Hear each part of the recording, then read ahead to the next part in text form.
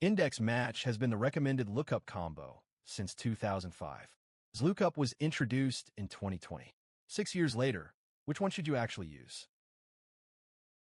Index match uses two functions together. Match finds the row position. Index returns the value. It searches in any direction, works across sheets, and is backward compatible with every Excel version. XLOOKUP does the same job in a single function with cleaner syntax. Built-in error handling, native reverse search, and exact match by default make it easier to write and maintain. In datasets over 100K rows, index match with binary search mode can be faster. But XLOOKUP handles horizontal lookups, multiple return columns, and nested searches more elegantly.